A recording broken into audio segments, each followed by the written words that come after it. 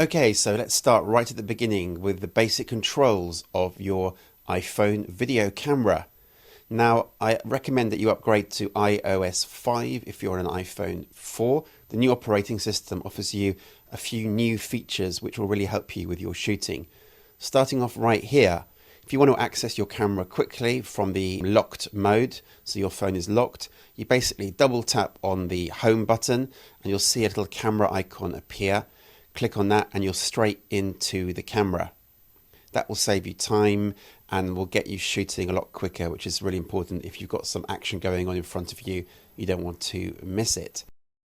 And there's another way to access your camera quickly if your phone is unlocked. You double tap on the home button and you'll see at the bottom a row of apps. And if you've used your video camera recently, that will be one of the first apps in that row there. So you'll be able to tap on that and quickly get the camera open. That's great. If you're using the camera for various shots while you're filming, it will always be there, ready to hand, easy to access right at the top of that list. Now, in terms of which camera to use, well, obviously the iPhone's got a front-facing camera and a rear-facing. I always recommend you use the rear-facing camera. That's where you'll get the best resolution and the best quality out of your iPhone. The rear-facing camera is 720p on the iPhone 4 or 1080p Full HD on the iPhone 4S, and it is awesome. Now, the front-facing camera, some people use it if they're vlogging and they have trouble framing themselves. They want to see themselves as they shoot. Fair enough, but again, I would really recommend that you use the rear-facing camera. And of course, if you want to change, you just look at the top right-hand corner. There's a little camera icon with the arrows. Now, in terms of recording, well, it's obvious. You can press the button, the red button, to start recording. But with the new iOS 5, you've also got the ability to use the plus button of the loudspeaker to actually stop and start recording. There it is right there. Now, that's good because I always found that when I was tapping the screen to record, you'd actually jolt the camera and the first few seconds or the first second or two of your video would be shaky.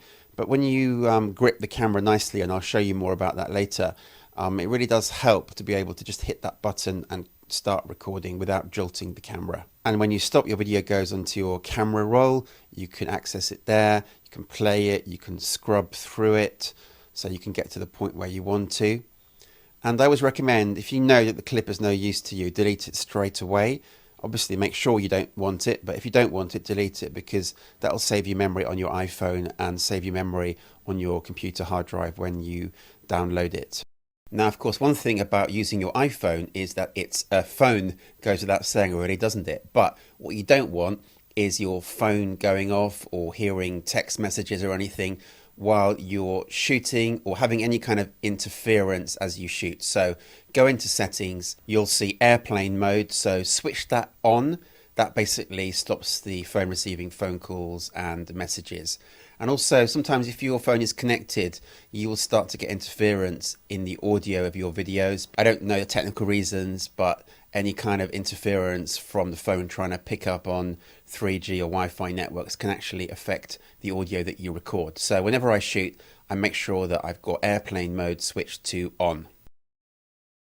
Now, another good tip is to double tap the screen to see the widescreen format. If you don't, the image fills up the whole camera screen, but you're not actually seeing what you're recording because you're actually missing seeing the left and right hand edges. So if you want to really see what you're shooting, double tap, shoot in the widescreen mode, because that's how your video is going to look once you upload it onto your PC and start to edit it. Now, another feature of your iPhone is it has a light which you can use when you're filming. You'll see the icon top left hand corner with the flash type symbol. You can have that either as auto to come on when the camera thinks you need it, or off or on. You just click on that. There you can see the light. Now I'm going to cover lighting in future videos, so I won't go into it right now. Now here's another feature of iOS 5. You can lock the focus and exposure. If you don't lock it, what happens is the camera roams to find the focus, so you'll get constant shifts in focus. But sometimes it's really handy to be able to actually lock the focus, and I'll show you examples of that later on in this training. To lock the focus and exposure, you place your finger on the screen and hold it there, and you'll see the white square appear and it will flash a couple of times, and that means that the camera is locked, and some text appears at the bottom of the screen saying AE/AF lock. Obviously, one disadvantage is if you lock exposure and focus on a dark object, then if the background's much brighter, it will go way too bright. Now, there's an app that you can use that will get rid of this problem, and I will show you that later on. So there are the basic controls, and I'll see you in the next video.